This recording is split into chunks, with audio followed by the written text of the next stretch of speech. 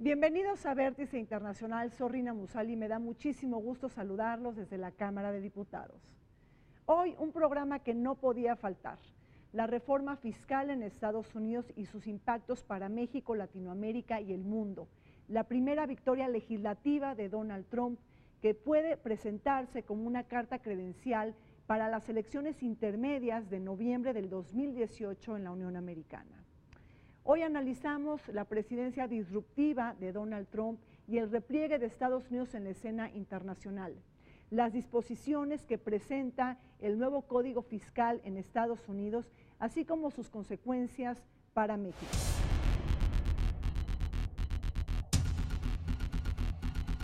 El 20 de diciembre de 2017, la mayoría republicana del Congreso aprobó, con algunos cambios, el proyecto de ley tributario promovido por Donald Trump, cumpliendo así una de sus principales promesas de campaña. Mediante una significativa rebaja de gravámenes, el propósito de la nueva legislación, considerada como el mayor recorte de impuestos para las empresas en los últimos 30 años, es estimular la inversión de quienes tienen mayores recursos para generar más empleos e impulsar así la economía estadounidense. Con las modificaciones al sistema tributario, se modifica el impuesto corporativo de un 35 a un 21%, se mantienen los 7 tramos impositivos actuales, con un recorte de 39.6 a 37% a la tasa máxima, y se elimina el incentivo fiscal a empresas privadas que subsidien el costo del pasaje, estacionamiento y uso de bicicleta de sus empleados. Asimismo, se reduce a $10,000 la deducción de los impuestos locales y estatales, se limita la deducción de intereses a préstamos hipotecarios de no más de $750,000, se aumenta el crédito fiscal por hijo de $1,000 a $2,000 y se derogan las penalizaciones a los empleadores que no contraten un seguro médico para sus trabajadores.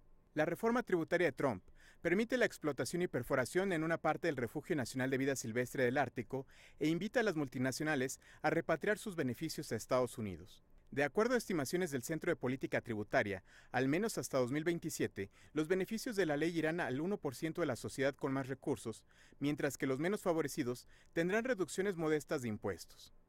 Para América Latina, las consecuencias de esta reforma, vigente desde el 1 de enero de 2018, podrían ser el alza del dólar, la fuga de capitales hacia Estados Unidos y una fuerte presión de ese país sobre los gobiernos locales para reducir los impuestos de sus empresas. Donald Trump, el empresario y outsider que se convirtió en el inquilino de la Casa Blanca, ya cumple su primer aniversario en el poder. En este inicio del segundo año, se establece que su popularidad ronda en el 39.8% según lo señala Real Clear Politics, pero con una intencionalidad política de dar cumplimiento a sus promesas de campaña, principalmente a su electorado raíz o base, y desairando gobernar para todo el pueblo estadounidense. Pero ¿qué ha significado su política del America First para el mundo? ¿Cuál ha sido su desempeño, su estilo de gobernar y las acciones que lo han acompañado a lo largo de este año? Y sobre todo preguntarnos qué saldos deja a nivel internacional, pero también dentro de casa. Gerardo, Donald Trump cumple su primer año de gobierno con una obsesión fundamental: desfundar el legado de Barack Obama y replegar a Estados Unidos de la escena internacional y multilateral. Una presidencia disruptiva y que ha dislocado el orden liberal internacional. Yo creo que ha sido una presidencia muy disruptiva en muchos ámbitos a nivel internacional. Creo que sus relaciones con otros países se han complicado, su retiro, por ejemplo, del Acuerdo de París, la cancelación del TPP, de Estados Unidos en el TPP, su intento, como sabemos, repetido de acabar con el Telecán en la relación comercial de México, Estados Unidos y Canadá. Todo eso sin duda ha tenido repercusiones a nivel internacional. En algunas de ellas ha sido más exitoso que otras.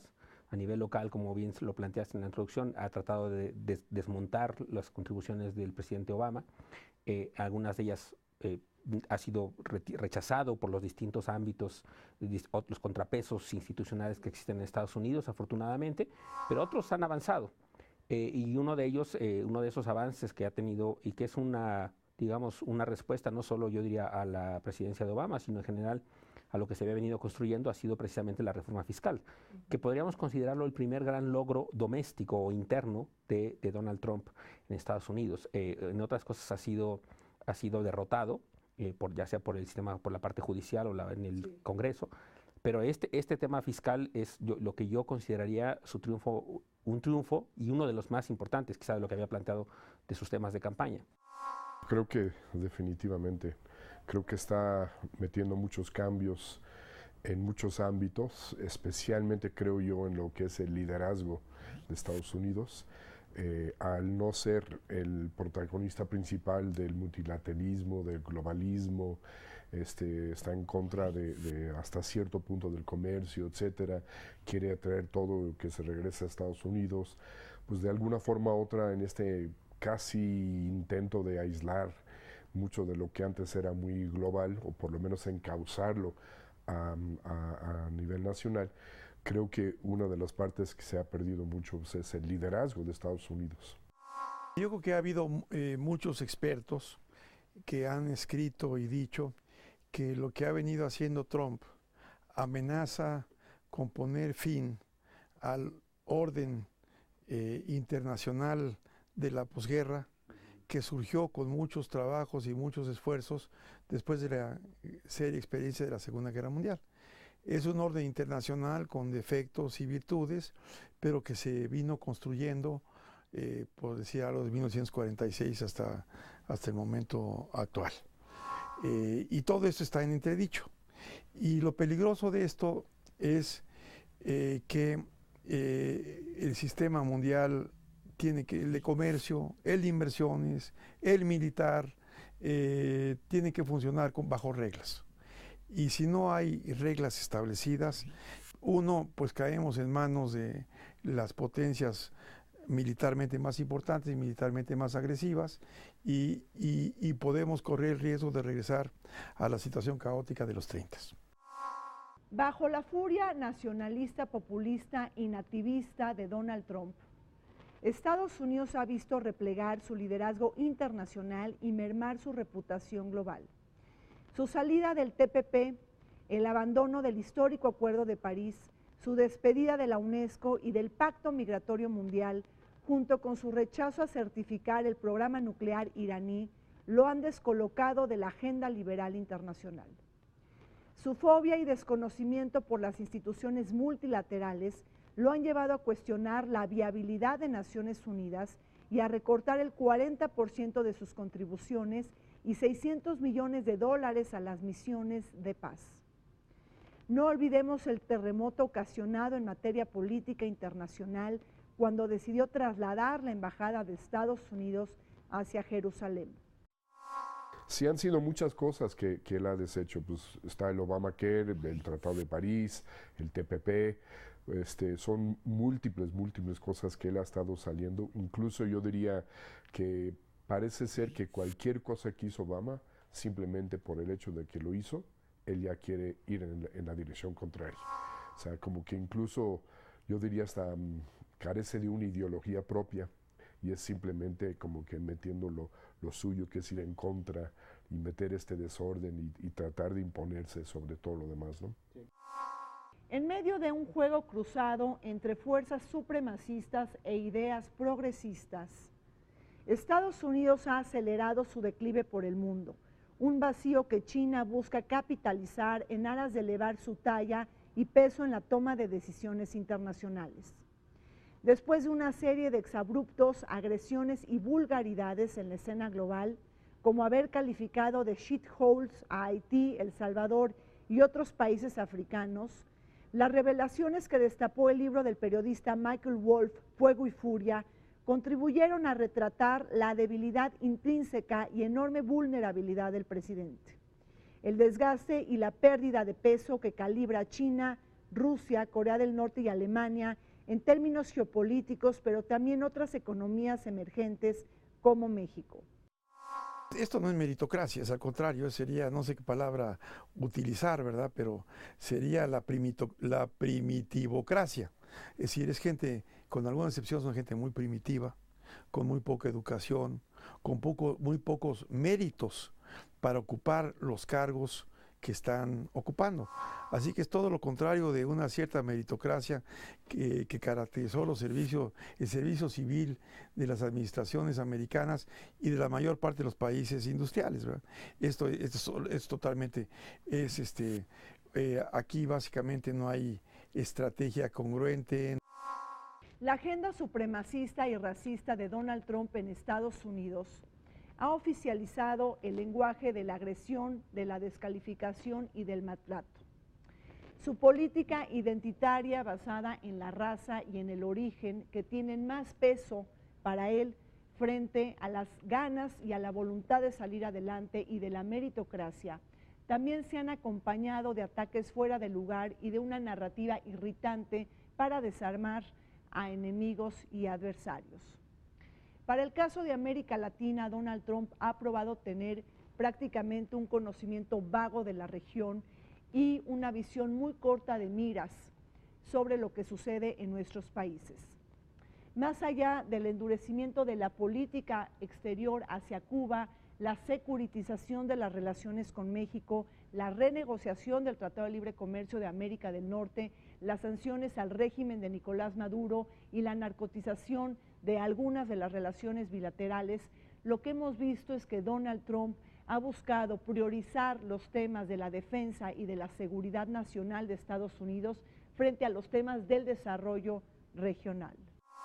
A nivel internacional tenemos una presidencia regresiva, pero ¿qué pasa a nivel interno? Es decir, la llegada de Donald Trump a Estados Unidos ha generado un sismo racial y una enorme polarización política y social. Y aquí la pregunta es si vale más el origen, la raza y el color que los esfuerzos y la meritocracia de la misma sociedad estadounidense. Sin duda el tema racial se ha revivido por Donald Trump, desafortunadamente. Y tiene múltiples manifestaciones, tiene más manifestaciones que van desde la composición misma. Uno ve una fotografía del personal ahora de la Casa Blanca versus lo que era con la presidencia de Barack Obama, que era mucho más diversa.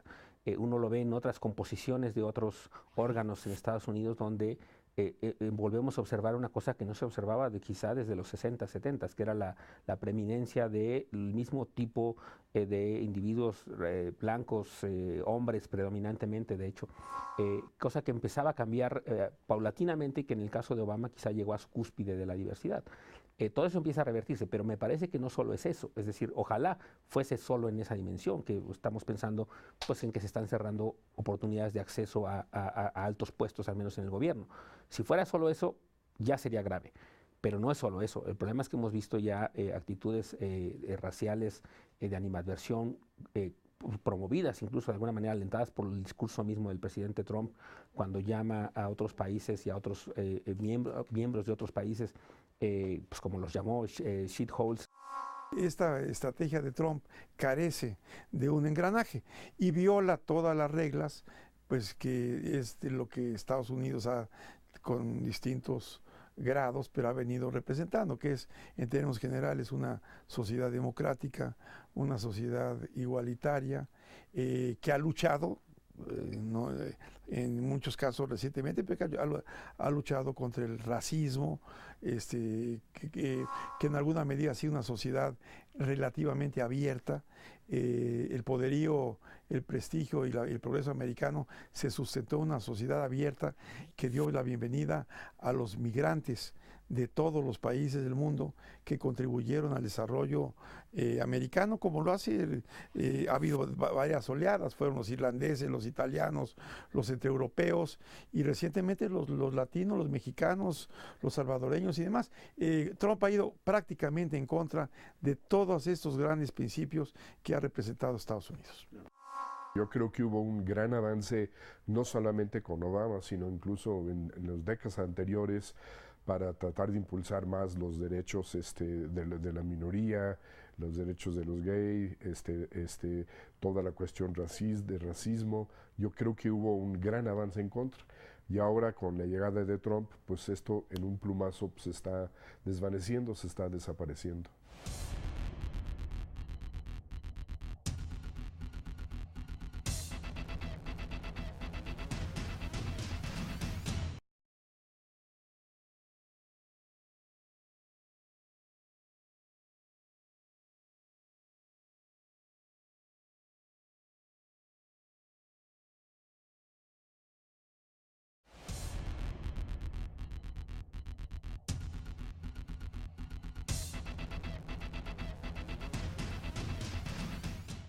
Pocas son las victorias que Donald Trump se ha podido anotar como presidente de Estados Unidos. Después de una serie de órdenes ejecutivas y de diversos esfuerzos para anular la reforma de salud pregonada por Barack Obama, es que la furia populista en Washington no ha podido desfundar el Obamacare, una promesa de campaña que encuentra todavía divisores al interior del Partido Republicano y un rechazo mayúsculo del Partido Demócrata.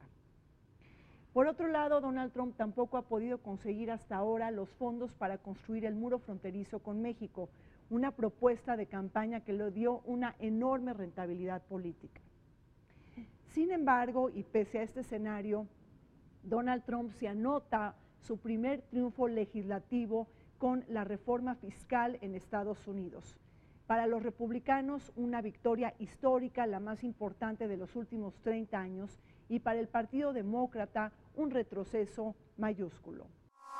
Gerardo, antes de entrar al tema de fondo, que es la reforma fiscal en Estados Unidos y sus impactos para México, Donald Trump no ha podido desfundar el legado de Barack Obama en materia de salud, es decir, el Obamacare. Lo ha tratado de golpear, pero no lo ha logrado desfundar de manera completa. Justamente, Barack Obama, una de las cosas que hizo fue el tema de la reforma del sistema de salud, que como se sabe incorporaba y le daba acceso a servicios de salud a un enorme porcentaje de la población norteamericana que no tenía, buscando reducir los costos, abaratar el acceso al sistema de salud. Y Donald Trump, junto con otros republicanos, eso hay que decirlo, y otros grupos incluso más radicales, se manifestaron en contra de esta reforma de salud y han buscado desfondarla de distintas maneras. Donald Trump ha intentado hacerlo en el Congreso en por lo menos un par de ocasiones, ha fallado por una cantidad mínima de votos, en un caso un voto nada más, pero no hay que dar por terminada esa batalla. Donald Trump está dispuesto a darla y posiblemente, de hecho, la reforma fiscal pueda usarse como un elemento a partir del cual actuar en contra de la reforma del sistema de salud. Que en el último par de años, y este último año en particular, donde hemos visto que ha bajado mucho la tasa de desempleo en Estados Unidos, de las tasas de desempleo que más ha bajado y ha mejorado son precisamente de los mexicanos, de los latinos. Prácticamente todos los latinos que perdieron empleos en el 2009, 2008, en la gran recesión, pues ahora sí que a través del tiempo les costó mucho trabajo, pero ahora sí ya casi todos están trabajando, ya casi no hay desempleo de mexicanos en Estados Unidos, y precisamente por eso el flujo de las remesas pues sigue creciendo en una forma muy consistente, como lo hemos visto en el último par de años. Claro. La tan comentada reforma fiscal en Estados Unidos ofrece una reducción a los empresarios de una tasa impositiva del 35 al 21%, un incentivo para que las corporaciones y empresas transnacionales motiven sus inversiones y generen más crecimiento económico y empleos. Una lectura desfundada por sus detractores, quienes argumentan que la reducción de impuestos incrementará el déficit fiscal y con ello la deuda, que se aumentará en 1.8 billones de dólares en los próximos 10 años, según lo señala el Tax Policy Center.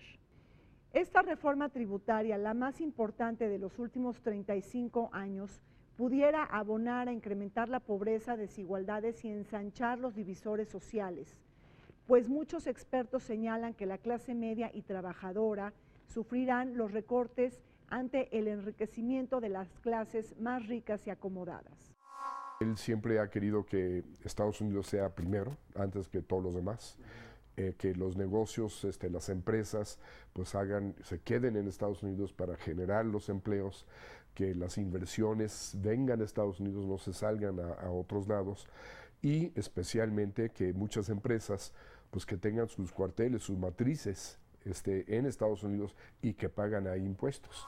Entonces, para poder hacer esto, pues lo que tuvo que hacer era, ahora sí que cambiar los incentivos, bajar la tasa impositiva para las empresas y crear toda una serie de incentivos para que muchas empresas que se habían salido de Estados Unidos porque fiscalmente era muy caro, se habían ido a otros lados, que ahora que regresen a Estados Unidos, que traigan ese dinero, que traigan esa inversión y que ya sea que lo dejen en el sistema financiero de Estados Unidos para que se pueda prestar a otros o que esa misma empresa realiza más inversiones en Estados Unidos. Y eso es todo, creo que la idea principal, el núcleo de toda esta reforma tributaria. La reforma fiscal lo que hace es básicamente reduce la tasa más alta que pagan las empresas y las personas físicas de 35% a más o menos 20%, 21%, que es una reducción muy importante. Y eso hará que empresas pues tengan muchos más recursos para poder, en lugar de pagar impuestos, de poder hacer otras cosas, básicamente pueden invertir. Pueden algunos pagar mejores sueldos. Es parte de la lógica de apoyo a una reforma de esta naturaleza. También hay una reducción en los pagos de impuestos temporal para segmentos de la clase media, y eso es importante señalarlo. Mucha gente de clase media apoyó esta reforma porque también ellos se van a ver beneficiados en el corto plazo por reducciones en los impuestos que van a pagar. Pero esos impuestos, esa reducción de impuestos, a diferencia de la otra, es transitoria. Es decir, al cabo de unos años se va a revertir y van a empezar a pagar más impuestos. Entonces, ese es un apoyo derivado de o una incomprensión del tipo de reforma que se hizo, o bien simplemente derivada de beneficios de corto plazo. Las empresas americanas han estado acumulando lo que llamaríamos atesoramientos de caja de más de 2 trillones americanos, son 2 billones americanos que están en tesorerías fuera de Estados Unidos. Entonces, a esas tesorerías les pone un impuesto muy atractivo que es para que la gente, para que las tesorerías americanas se las traigan, se las regresen a Estados Unidos pagándoles 8% o 15%. ¿Sí? Entonces los atraen. Entonces ese dinero que estaba afuera. Entonces ese es un atractivo interesante. Traigan sus tesorerías, les damos una especie de impuesto especial para repatriarlas, que puede ser tan bajo como 8%, y ya una vez que están aquí, se van a beneficiar de estas tasas bajas de 31%. Entonces, con esto, lo que es posible es que pueda haber repatriación de capitales de las tesorerías que pueden tener en México o en Alemania, y las empresas pueden tener un incentivo para instalarse en Estados Unidos por el nuevo régimen fiscal positivo a las empresas. A la reducción de impuestos estatales y locales le sigue la eliminación del incentivo fiscal a empresas privadas que subsidian el costo del pasaje, estacionamiento y uso de bicicletas, así como la reducción de impuestos a las sucesiones. La cifra libre de impuestos a las herencias pasa de 5.5 a 11 millones de dólares para los individuos y de 11 a 22 millones para los matrimonios. Con todos estos atajos, el fisco dejará de recaudar 1.5 billones de dólares en los siguientes 10 años, según distintos pronósticos. De manera paralela, este nuevo código tributario elimina la obligatoriedad de los individuos de comprar una póliza de seguro médico en el año 2019, un elemento del Obamacare que se deroga, pero que se pudiera dejar sin cobertura médica a 13 millones de estadounidenses, incluyendo a personas de origen latino. Gerardo, el nivel de polarización política en Estados Unidos es muy grande, a tal grado que los republicanos etiquetan esta reforma fiscal como la más importante, una victoria histórica de los últimos 30 años, y los demócratas la tildan como una regresión histórica. En este dilema, ¿de qué lado te colocas? Yo creo que ambos tienen razón desde su propia perspectiva.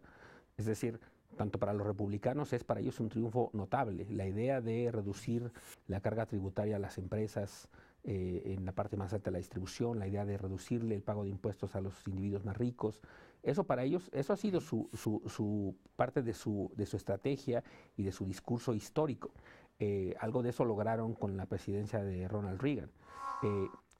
Sin embargo, parte de eso se fue revirtiendo poco a poco en los últimos años con las presidencias demócratas, porque las presidencias demócratas en general lo que buscan les preocupa mucho más el tema de igualdad, de oportunidades, de igualdad de distribución, y en ese sentido pues tiene más lógica hacer una reforma en la dirección contraria, es decir, cobrarle más a los que más ganan, cobrarle más impuestos a las empresas más grandes, etc.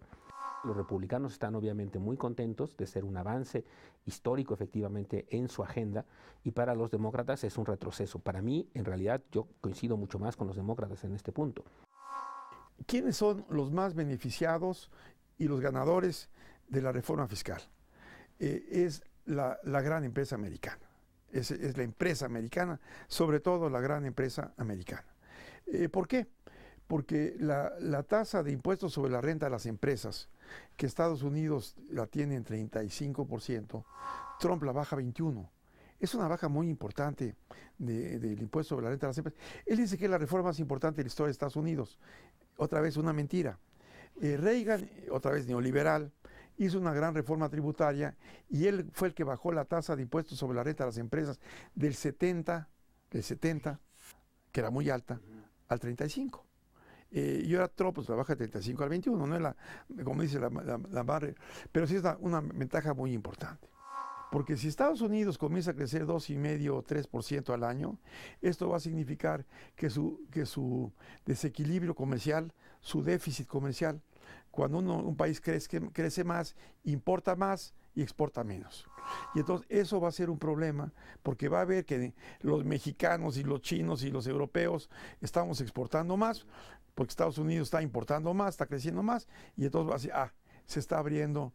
Pero es que es lo que no entiende el señor Trump. Tiene una parte que es quizás la parte más controversial, y es cómo fondear la reforma. Si uno baja los impuestos, pues entonces hay que bajar el gasto. Y aquí pues no se ve que realmente Estados Unidos, el gobierno federal, vaya realmente a reducir su gasto. Y entonces pues va a crear un déficit cada vez más y más grande, un déficit creciente. Y lo que están básicamente argumentando los demócratas es que en un momento dado alguien va a tener que pagarlo, y pues va a ser quizás las futuras generaciones, o dentro de 1 o 2 décadas, o mucho antes, pues se va a tener que revertir, porque pues simplemente los números no dan de que esto se puede fondear sin que la deuda de Estados Unidos vaya incrementándose en una forma rápida. La reforma fiscal en Estados Unidos, como uno de los triunfos del presidente Donald Trump, se antojaba una tarea urgente en materia política y electoral. Sobre todo porque el índice de popularidad del presidente Trump se califica ahora en los términos más bajos para cualquier presidente después del fin de la Segunda Guerra Mundial. Este deseo de darle resultados a su electorado y votantes se convertía en una necesidad, pero también en un reclamo imperioso del Partido Republicano, que debe de respaldar a una presidencia que tiene resultados y contenidos, y no una presidencia hueca y vacía. Sobre todo cuando tenemos un panorama electoral en noviembre del 2018, al celebrar las elecciones intermedias en Estados Unidos. Estas elecciones que pudieran cambiar la correlación de fuerzas políticas en el Congreso, y que posiblemente el Partido Demócrata pudiera recuperar alguna de las cámaras legislativas. Y la lógica detrás de eso, y es el discurso de Donald Trump y de muchos norteamericanos, es pensar que reduciendo los impuestos se va a promover el crecimiento económico. Esa es una idea que se ha visto rebasada en los hechos, es lo mismo que argumentó Ronald Reagan.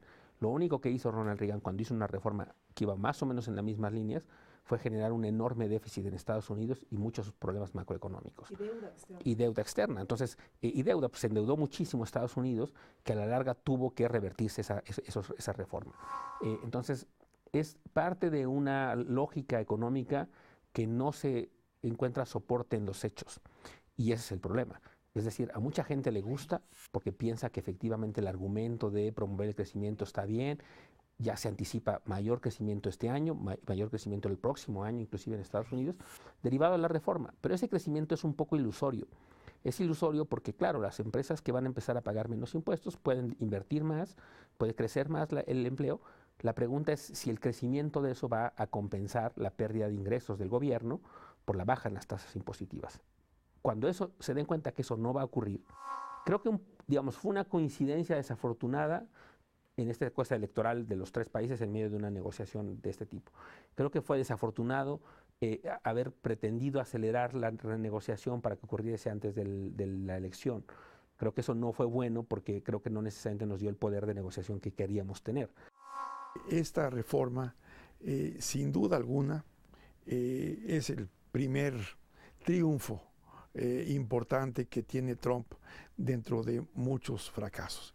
Yo creo que es ciertamente un triunfo político, sin duda, y que tiene algunas consecuencias económicas favorables y otras desfavorables. Empiezo por la principal consecuencia, que es favorable. Estados Unidos, y esto es mérito y herencia de Obama, fue saliendo de la crisis que vamos a comentar, del 2008, y la economía americana actualmente para 2018 tiene estimaciones de crecimiento de 2.5. Eso, para empezar, por primera vez en la historia que yo recuerde, está creciendo más rápidamente que México. Esto nunca se daba. Estados Unidos creciendo al 2.5 y México al 2.1, 2.2. Bueno, con la reforma hay quienes están diciendo que los efectos positivos de la reforma sobre el crecimiento puede significar que Estados Unidos llegue a crecer al 3 e inclusive más allá del 3. Ese es un efecto sin duda positivo, y por cierto es un efecto muy favorable para México, porque el que la economía americana crezca 2.5 o 3 o más, esto nos ayuda mucho para que nosotros también exportemos más y podamos crecer más también. Trump lo que está buscando es tener victorias, ¿no? Y no había tenido ni una victoria. Y la reforma tributaria es como que su primera victoria por fin clara, que sí pudo que se aprobara. Y eso creo que le quita un poco de presión para que busque esa victoria en el Tratado de Libre Comercio. Lo que ahí sí preocupa más bien es esta mentalidad que tiene Trump de que el comercio internacional es una suma cero y eres o ganador o perdedor, y él, como lo ve, el loser, ¿no? O sea, como que es una palabra muy, muy dura, y él no quiere ser un loser, no quiere ser un perdedor. Cuando la gente empieza a ver un poco más dinero en su bolsillo, siempre pues tienden a votar en esa dirección. Sin embargo, creo que puede ser unas elecciones muy difíciles, porque sí es una victoria, pero mucha gente ha visto que pues, mucho de lo que prometía, de que Trump era una persona muy inestable, con ideas muy radicales, etcétera, etcétera, pues ahora sí que ha sido muy cierto. Ha creado una gran división dentro de Estados Unidos, ha causado, yo creo que, problemas que antes ni existían.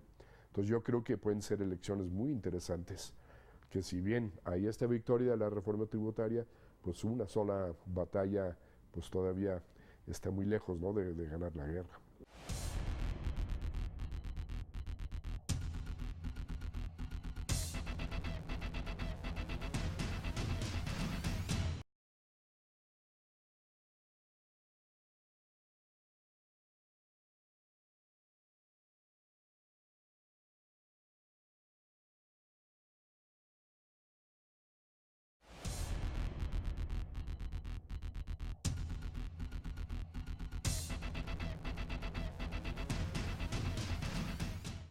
Uno de los actores perdedores de la reforma fiscal en Estados Unidos pudieran ser las familias latinas.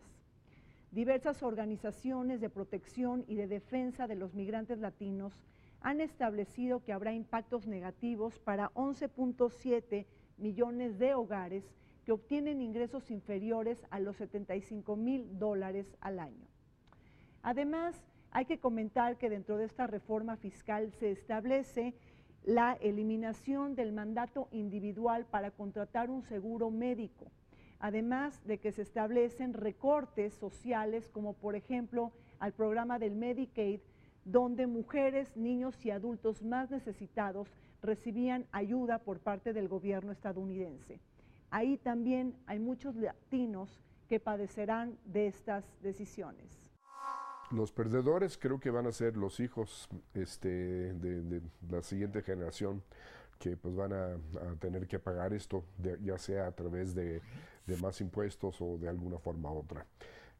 Yo creo que también, aquí sí todavía no está muy claro, los perdedores pueden ser otros países, donde muchas de estas empresas van a dejar de estar ahí, de tributar ahí, y van a regresar a Estados Unidos. Pero eso no queda muy claro, porque la decisión de estar en un país y tributar en un país sí es importante, la parte fiscal, pero no es lo único. Es muy importante desde cosas como la mano de obra barata pero educada, es muy importante la infraestructura, es muy importante toda una serie de cosas. Entonces, cuando una empresa toma la decisión de regresarse a Estados Unidos no es necesariamente una decisión trivial. Trump lo que ha hecho es aprovechar de 2 o 3 empresas que han dicho que van a regresar sus fábricas, por ejemplo como Ford o algo por el estilo, pero no están deshaciendo sus raíces donde estaban, sino simplemente más como simbólicamente, quizás una planta, pero tienen 20, 30, 40 plantas en todos lados. Entonces, no queda todavía claro exactamente quiénes van a ser los perdedores. Le está dando unos caramelos a la clase media, es cierto, pero por ejemplo, la disminución de impuestos sobre la renta de 35 a 21 a las empresas es permanente. En cambio, las ventajas que le está dando a las personas físicas son temporales. Terminan en el año 2025. Las personas físicas, otra vez, ¿a quién está beneficiando? A los grupos de ingresos más altos, específicamente. La tasa superior del impuesto sobre la renta de las personas físicas es de 39.6, ¿sí? Eso es el grupo más alto de ingresos. A ellos les baja a 37. Es donde está son los más ricos. Sí tiene una ventaja para la clase media y los grupos de más bajos ingresos, que es aumenta una deducción estándar al cual todo mundo tiene acceso, que es una deducción estándar que para un matrimonio la aumenta de $12,700 a $24,000 para una pareja. Para un individuo es de $6,300 a $12,000. Eso quiere decir, esa deducción estándar, que es una deducción para todos, quiere decir que ahí empiezan a pagar impuestos. Abajo, como es una deducción para todos, los americanos empiezan a pagar impuestos no en 6,300, sino en 12,000, y no en parejas, no en 12,700, sino en 24,000. Esto significa que es interesante que para un individuo empieza a pagar impuestos $12,000, más o menos son arriba de $240,000. Estados Unidos tendrá que empezar a aumentar las tasas posteriormente o a reducir el gasto público. Y ese es el canal por el cual decía antes, que puede terminar buscando eliminar el Obamacare, porque puede argumentar y decir, miren, estamos en una crisis fiscal, tenemos que reducir el gasto, pues reduzcamos el gasto en salud, lo cual es descabellado cuando pensamos en las implicaciones que tienen sociales. Todo este mecanismo de bajar el impuesto a los ricos, bajar el impuesto a los ricos, reducir el gasto destinado a beneficiar a los más pobres, pues tiene un efecto regresivo brutal en una economía que ya de por sí es muy desigual y muy polarizada. Ante la reforma fiscal en Estados Unidos, México pierde competitividad fiscal, al igual que otros países del mundo. El recorte de la tasa corporativa obliga a nuestro país a revisar su entramado tributario y sus vinculaciones con las inversiones, los negocios, la política monetaria, el tema de la deuda y los impactos políticos en un año electoral de la mayor importancia para nuestro país. La relocalización de las empresas para obtener un mejor trato fiscal y la rebaja de impuestos a las ganancias de las multinacionales y subsidiarias extranjeras le restan posicionamiento a México e incentivan, por otro lado, la atracción de inversiones hacia Estados Unidos. La desventaja es que México dejará de captar capitales en materia de inversión extranjera, lo que anuncia un gran flujo de recursos hacia la Unión Americana y la afectación del peso ante el fortalecimiento del dólar. Estados Unidos tiene actualmente una deuda de 20 trillones americanos, 20 billones americanos. Tiene un coeficiente de deuda a PIB del orden del 77%. Bueno, el déficit, el costo de los dulces y los regalos fiscales que está dando se estiman en alrededor de $1 trillón americano, $1,5 trillones. Lo que en la práctica va a pasar es que va a aumentar el déficit fiscal americano y que a lo largo de los próximos años, no es de un golpe, pero a lo largo de los próximos años el déficit fiscal americano puede aumentar en por lo menos $1 billón, por lo menos, y puede ser billón y medio. Entonces, aumenta el déficit fiscal a lo largo de los años, aumenta la deuda y todo esto, una de las cosas que puede acarrear es que la Reserva Federal pueda tener que verse obligado por el mayor crecimiento y por los problemas que este mayor crecimiento lleva, y por que van a necesitar atraer capitales, que tenga que subir la tasa de interés. Y si además todo el mundo habla de que la Reserva Federal este año va a tener que subir la tasa de interés. Si Estados Unidos comienza a subir la Reserva Federal la tasa de interés, nosotros también muy probablemente tendríamos que subir la tasa de interés. Pero un déficit fiscal americano muy elevado no es bueno para la economía mundial, no es bueno para la economía americana. ¿Qué implicaciones tiene para el mundo? Muchas. Puede tener muchas, y para México en particular puede tener implicaciones importantes. Las implicaciones son que al pagar menos impuestos en Estados Unidos las empresas, pensemos en las empresas multinacionales de origen norteamericano, pues muchas de ellas consideran más útil, en lugar de, donde si tienen invertido en México y aquí generan utilidades, y en lugar de invertir aquí o pagar los impuestos que pagarían aquí en México, pues pueden regresar esas utilidades hacia el país, o bien pueden terminar relocalizándose completamente en Estados Unidos en la búsqueda de un menor pago de impuestos. Esa es la preocupación para nosotros y la preocupación en otras partes en el mundo, que genera una reubicación de las empresas hacia Estados Unidos derivados de un retorno de capitales. Claro, y unas condiciones fiscales favorables. ¿Cuánto va a ocurrir eso? No es tan obvio, y eso es importante señalarlo. Ese es como teóricamente lo que puede pasar. Por un lado es bueno para México, porque Estados Unidos pudiera crecer más. El mismo Fondo Monetario ha revisado al alza las proyecciones para el crecimiento económico de Estados Unidos. Un Estados Unidos más fuerte, que crezca más, va a demandar más de nuestras exportaciones y nos va a jalar, y nosotros podemos crecer más. Entonces hay una cierta ventaja. La desventaja es que quizás algunas de estas empresas pudieran salirse de México, pudieran regresar a Estados Unidos, aunque te digo, no queda todavía muy claro. Y la otra cuestión que también habría que ver son los flujos de inversión, no solamente la inversión extranjera directa, sino también de portafolio. Mucho de ese dinero sale de Estados Unidos para irse a fondos de inversión en muchas partes del mundo, especialmente en mercados emergentes. ¿Por qué? El mercado emergente, como implica más riesgo, implica más rendimiento. Entonces van en busca de rendimiento y los flujos vienen para acá, nosotros siendo parte de un país emergente. Ahora, al cambiar estos incentivos, pudiera ya no fluir tan fácilmente esos fondos de inversión. Y si eso pasa, pues nosotros podríamos salir perdiendo, habría un ajuste muy importante en el tipo de cambio, habría muchas cosas negativas para nosotros. Derivado de la enorme interdependencia entre las economías de México y Estados Unidos, la reforma al Código Tributario de la Unión Americana abre nuevas interrogantes sobre nuestro acomodo fiscal. Empresarios y cámaras corporativas han alzado su voz para solicitar estímulos en aras de compensar las reducciones de impuestos en Estados Unidos y rebajar la tasa corporativa. Por otro lado, el primer triunfo legislativo de Donald Trump abre nuevas incógnitas sobre el futuro del Telecan. ¿Se relajará el ambiente renegociador y se abrirán nuevos espacios de maniobra para obtener un acuerdo menos castigado con Estados Unidos, justo ahora que Trump ya le entregó resultados concretos a sus votantes?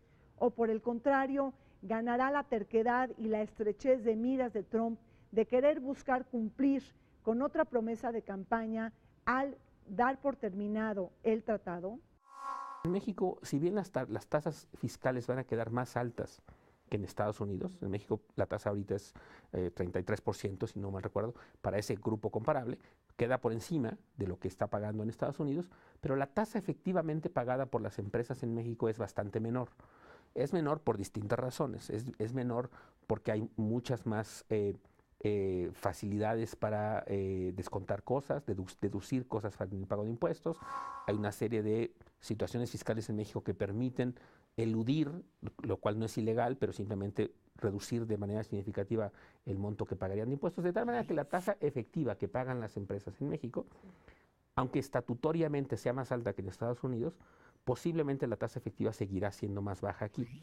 Pero sin duda, para algunas empresas les será interesante y atractivo empezar a considerar relocalizarse en Estados Unidos, para algunas les será útil y atractivo repatriar utilidades, de tal manera que pues cosas que se hubiesen invertido en México, nuevas inversiones que hubiesen llegado al país, ya no ocurrirán. Simplemente las nuevas inversiones ya no fluyen tan fácilmente para acá. Entonces hay que recordar que nuestra balanza de pagos es un concepto de flujos. Entonces no es necesario que el dinero vaya de aquí para allá, sino simplemente con que ya no venga, ya con eso ya tenemos problemas, ¿no? La otra cosa es que muchas multinacionales aquí, aunque sabemos que la tasa impositiva tope es de 35%, no pagan eso, pagan 2, 3%, 5%, porque tienen una gran cantidad de deducciones, tienen una gran cantidad de cosas que pueden hacer, y que entonces a la mera hora de cambiarse a Estados Unidos para pagar 21%, pues quizás terminan pagando más. Entonces no queda tan claro en ese balance. Entonces yo creo que aquí hay que dejar pasar un poco de tiempo para ver dónde queda esa balanza y a ver cuál es el impacto. Y por último, a nivel de las finanzas públicas también sería muy difícil, porque si nosotros vamos a bajar las tasas impositivas y sacrificar ingresos, tendríamos que sacrificar gasto. Y hemos visto que el gobierno en este último par de años ha buscado cómo reducir gasto y no ha podido realmente de una forma muy eficiente, porque hay gasto ya muy comprometido. Por ejemplo, las pensiones. No podemos cancelar pensiones, el gobierno nos tiene que seguir pagando. La participaciones de estados y municipios. La Cámara nunca va a aceptar que se reduzca ese flujo. El costo de la deuda. Eso pues ahora sí que depende de las tasas de interés. Entonces no hay mucho margen de maniobra que tiene la administración central, el gobierno central, para reducir un gasto, para poder acomodar un ingreso, para no caer otra vez en un déficit grande y tener un desequilibrio en las finanzas públicas. Pero ahora lo que están tratando de hacer es que esas deducciones se reduzcan considerablemente, y entonces lo que ha dicho el secretario de Hacienda de México, pues el 21 no es 21. Es 21 para Nueva York y para California, es 21 más 8 o más 6. Entonces, pues ya es otra cosa. Ya no le fue tan bien. Y entonces dice que está perjudicando a dos estados fuertemente demócratas, como son California y Nueva York. Entonces, hay muchas cosas que no sabemos bien a bien cuál va a ser el efecto ya en la práctica. Y yo vi impensable, no debemos de sobrereaccionar ahorita con un proceso electoral tan intenso como el que estamos teniendo, meternos ahorita a hacer una miscelánea apresurada, o peor aún, pedir al Congreso de la Unión, con toda esta turbulencia política, que legisle, a mí me parece totalmente inconveniente. La relación México-Estados Unidos sigue en vilo cuando se cumple el primer año del gobierno del presidente Donald Trump. La nota del nacionalismo económico ha hecho alargar la incertidumbre en torno al Telecán y el futuro que le aguarda. Quizá un Telecán bajo su proceso renegociador que tendrá que extenderse y alargarse las conversaciones, quizá hasta después de las elecciones celebradas en México. Por otro lado, siguen adelante las amenazas para construir el muro fronterizo con México y las actitudes racistas y supremacistas. Nada más veamos qué sucedió con este discurso del Estado de la Unión, en donde Donald Trump volvió a incluir el tema del muro fronterizo dentro de su propuesta migratoria. Mientras esto sucede, México debe de estar pendiente para acercar y generar mayores entramados en sus relaciones con los tomadores de decisiones en Estados Unidos, acercarnos más a funcionarios, legisladores, empresarios, gobernadores, alcaldes, activistas y todos aquellos partidarios de un desarrollo más favorecedor para México. Tenemos las elecciones dentro de 5 o 6 meses, y pues yo creo que los partidos no se van a poner ahorita de acuerdo ante este panorama, y aún ganando cualquier partido va a tener seguramente un congreso de oposición, Yo creo que los partidos ya aprendieron con los famosos Pacto para México y las reformas de hace 5 o 6 años de que salieron más perdiendo que ganando y que pues realmente no hubo tantas ventajas. Entonces yo creo que va a ser muy difícil volver a ver otro pacto como ese tipo. Pero yo veo más bien la parte económica. Yo creo que no hay que apresurarse tan rápidamente. Hay que primeramente ver exactamente qué impacto va a tener. Hay que ver porque va a haber cosas positivas. Estados Unidos va a estar mejor, quizás exportamos más y eso compensa cualquier otra cosa y salimos en el balance ganando. Una reforma fiscal creo que la encuentro útil en general, porque nuestro sistema, como lo tenemos, es muy complejo. Hay muchas cosas, hemos hecho muchas, lo que le llamamos misceláneas fiscales, que son pequeños parches aquí y allá. Sí hace falta una verdadera reforma fiscal en el país. Sin embargo, es importante distinguir eso de lo que proponen otros que dicen, dado que Estados Unidos hizo una reforma en esta dirección, nosotros hagamos una reforma en esa misma dirección para poder ser competitivos. Ahí yo sería mucho más cuidadoso. Sería más cuidadoso porque, uno, no tenemos mucho margen fiscal. Lo que le va a pasar a Estados Unidos de aumentar su déficit, aumentar su deuda, etcétera, y que eventualmente tendrá que hacer algo al respecto. Estados Unidos puede darse hasta cierto punto el lujo de hacerlo ahorita, pues porque Estados Unidos tiene la moneda hegemónica en el mundo, puede imprimir dólares sin ningún problema, eventualmente será un problema, pero en el corto plazo no. Nosotros no tenemos esa ventaja, nosotros tendríamos que endeudarnos. Y nosotros además venimos, como sabemos, de 5 años consecutivos de aumento en la deuda pública. De tal manera que ya de por sí las calificadoras que se dedican a evaluar la situación fiscal de los países, la situación de sostenibilidad fiscal de los países, ya sonaron las alarmas, ya han dicho, oigan, este país que estaba bien en tales circunstancias, sí ha venido aumentando su deuda a una tasa relativamente rápida. De tal manera que no podemos darnos ya ese lujo necesariamente de aumentar la deuda como sí lo puede hacer Estados Unidos en el corto plazo. La otra posibilidad, la optimista, es decir, bueno, como ya logró un gran triunfo doméstico internamente, legislativo, ya le cumplió parte a sus electores, pues a lo mejor ya no va a insistir tanto en este tema. Ese me parece que es una lectura optimista. El problema con Trump es que no sabemos, es difícil, es impredecible y dependerá de su estado de ánimo, dependerá del poder de cabildeo. Y ahorita si tú me preguntaras en este momento, yo sería en general pesimista.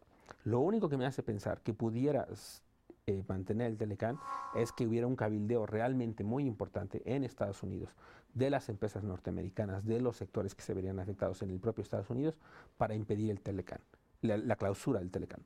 Creo que por Donald Trump mismo y por otros sectores y sus electores además, la idea de cancelar el Telecán no les viene mal.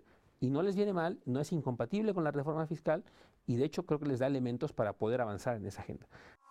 No debemos de sobrereaccionar ahorita con un proceso electoral tan intenso como el que estamos teniendo, meternos ahorita a hacer una miscelánea apresurada o peor aún, pedirle al Congreso de la Unión, con toda esta turbulencia política, que legisle, a mí me parece totalmente inconveniente.